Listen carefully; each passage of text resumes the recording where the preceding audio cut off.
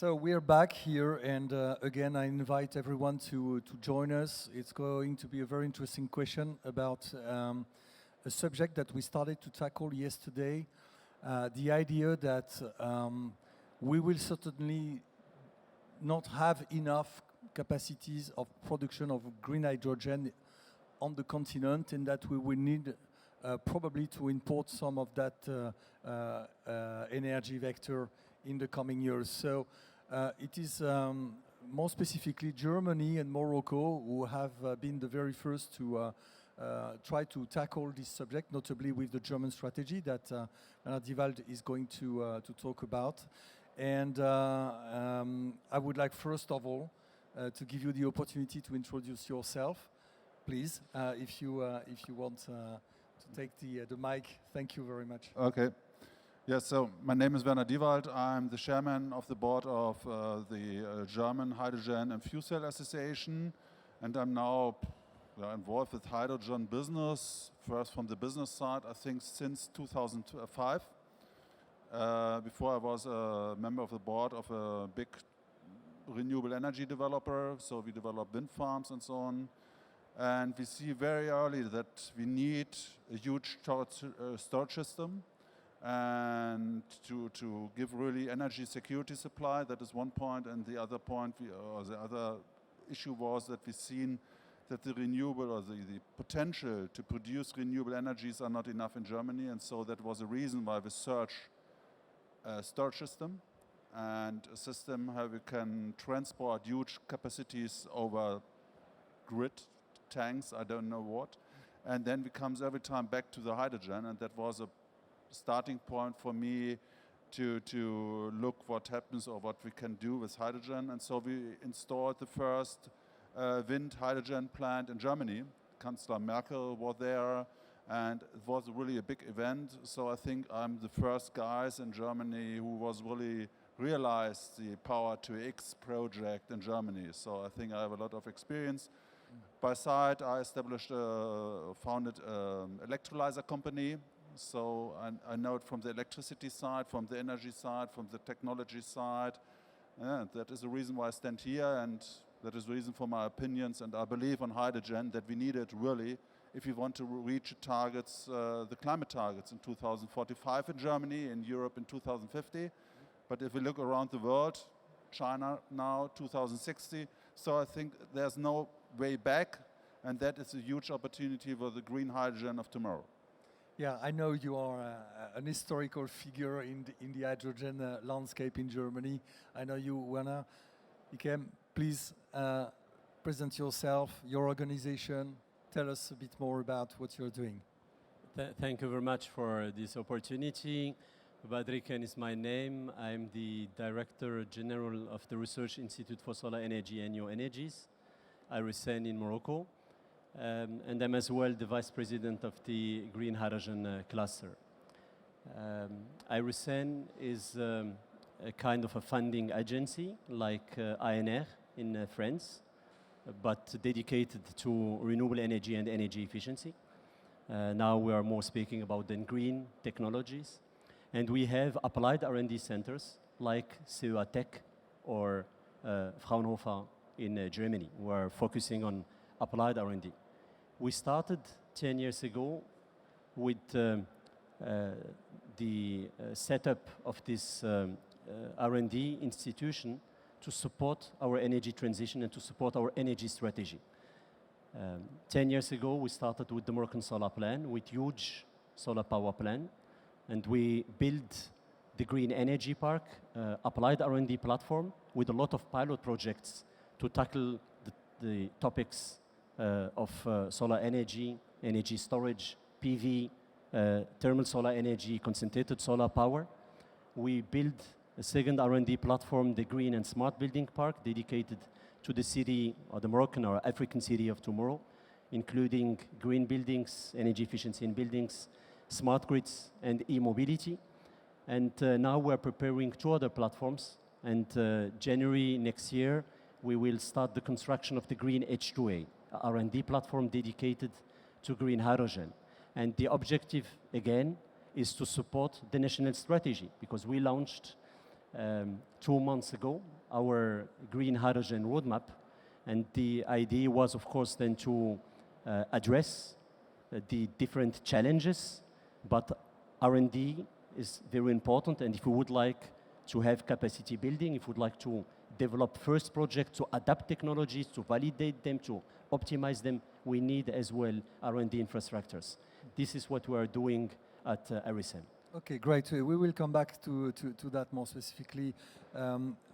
Werner, if we go back, let's say 10 years ago, the launch of H2 Mobility Germany, there has been a long journey and difficult journey to get where we are, but of course last year with the announcement of the European strategy first, but more accompanied by the launch of a number of national plans, Germany has suddenly pop up with a very, very ambitious plan. And this plan, I would like you to tell us a bit more about that, to summarize it, and to explain to us why you have, more specifically in your plan, dedicated a huge amount of money to cooperations between countries to import and export hydrogen. Please. Yeah, so the German strategy don't fall from the heaven. It was a hard work for that. We work, I think, 1 year before there, and it depends on, every time it's the same, on a few people that we get this ambitious national strategy. But I think it's really a detailed strategy. So we have 38 measurements in this strategy, and one, you mentioned it out,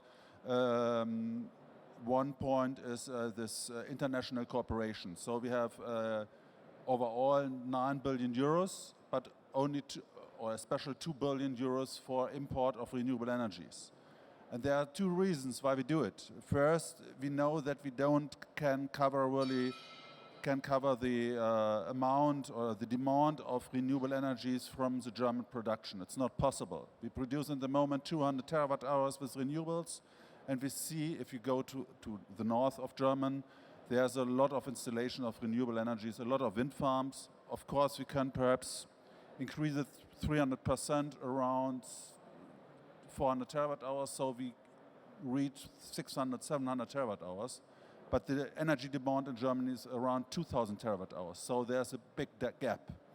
So it was clear we have to import huge capacities. It's like in the past, we import more than 90% of fossil energies, and in the future it's perhaps only 70%. So it's a reduction, but there's a lot, so around 1,000 terawatt hours we have to import. That is one point, and the other point is, you know, every time the discussion with Germany, we are a really powerful, economic powerful country, and we are an export country, and so we have not only friends. So it's not, I think it's good if we have not only export, if we have import also, and so I think it's a geopolitical strategy also. But let's be honest, we need it, and so we are dependent on these imports to cover our own targets, and that will become earlier than a lot of people think. So if we look to 2030, we need, I think, around 50 terawatt hours of import. That's 50. So that is, we have a target that we increase the hydrogen amount or demand in Germany with 55 terawatt hours, around that, I think, from the government. So the experts said it's more than 70, and the target to produce in our own country green hydrogen is 14 terawatt hours, so there's a gap of 50 terawatt. And that is, if you look what we have in the moment on installations, 5 megawatt there, 10 megawatt there, so that is really a big jump which we have to do. That is really, really a huge amount we have to install. It's around 20 gigawatts. And so we have to start immediately with partnerships with countries who will be able to deliver very, very soon. It's not a discussion, a wish for the next 20, 30 years. We have to start immediately. We have to start immediately with the project development, with the procedure to getting the permissions and so on. So there's a lot of detailed working that we have to do now so that we can start to install the capacities perhaps in 2025 around that. And so we have no time to lose. Yeah, actually what we are talking about is the idea that there are places in the world where there is a lot of sun or a lot of wind, and so we can make a great use of that potential that is unused today, because we don't have the electricity transport network to do that, and because it is much more efficient, economically speaking, to convert that energy into a gas that we transport in pipes. So it's a new and fantastic opportunity for some countries to become a new player in the worldwide energy landscape. And this is particularly, of course, the case in the countries in the south and in North Africa. So, Badr, can you tell us how you came to that game?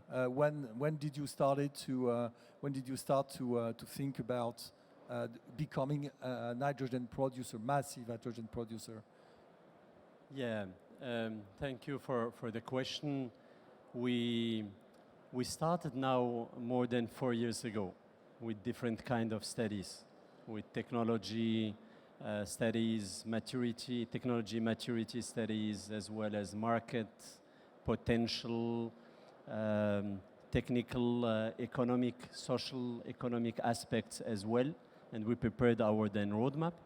And it's important as well to mention that it was a process not only to think about the possibility to export a product, because green molecules are a kind of products, but at the beginning, the objective was as well to be able to decarbonize other important sectors in Morocco, in our economy, which are difficult to electrify.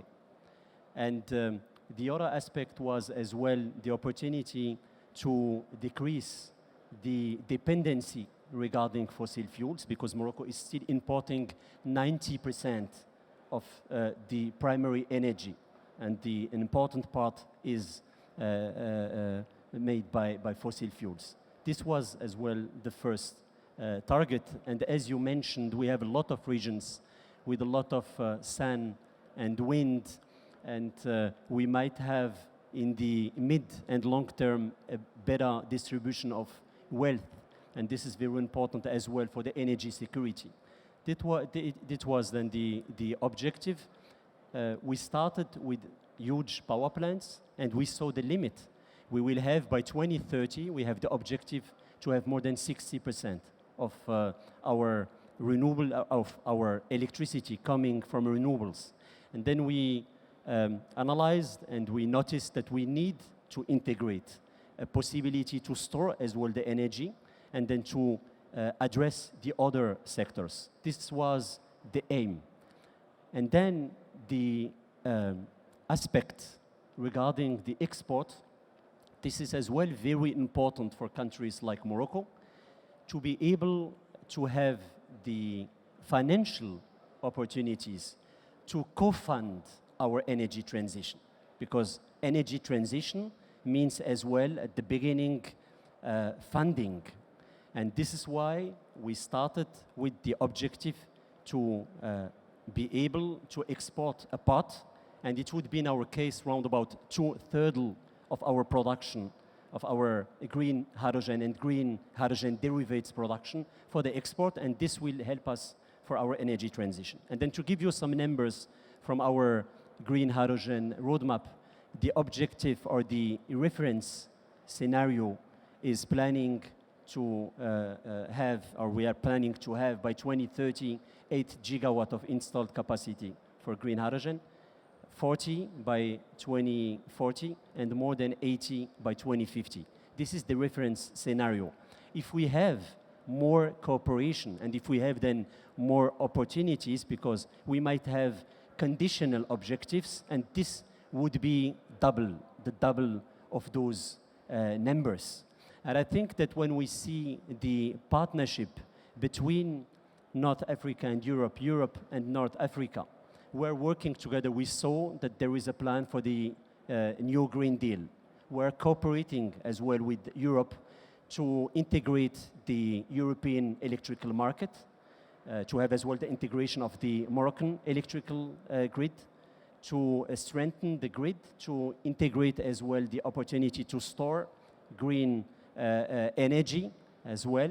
And we would like, in this framework, to develop the first renewable energy projects combined with the production of green hydrogen and derivatives. And we would like, and this is a very important point as well regarding the geopolitical point of view, we would like to have equal to equal cooperation. We would like to integrate as well R&D, industrial integration. We would like to have a part of the value chain locally, and then the other part in the northern countries.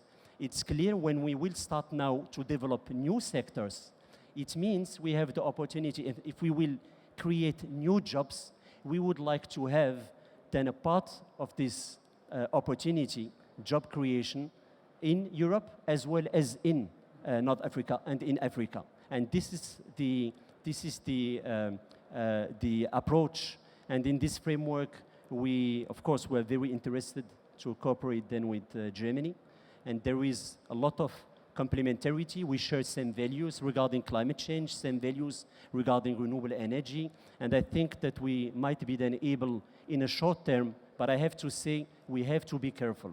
We have to have a systematic and pragmatic development and upscaling and the structured upscaling. This is very important. I think 25, 26, it would be a very ambitious target, but we have to start with projects. And I think that by 2030, we would be really then able to have first gigawatt projects connecting Africa with Europe. Yeah, it is a huge ambition, big numbers, difficult roadmap. Actually, what do we need to do in the next couple of years to really kickstart that new collaboration, actually, that greenfield energy landscape? How do you see that from Germany? What are you practically trying to carry out to start this deployment strategy? Yeah, now we set up, so you mentioned it out, 2 billion euros are now on the table, but the question is every time how bring it, the money in the market and how you do it. And so we developed a program, it calls H2 Global, and that is really, I think, the first program which is in line with the European regulations, that we can fund projects outside of Europe, but it's also possible to do it in Europe, but now we have the focus on outside of Europe. And so don't funded projects and give some capex investments. It's only, or it's more a project for OPEX funding.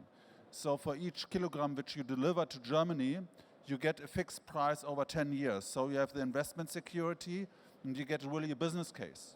And we do it over in an auction system so that we have the security on our side that we get the cheapest offer.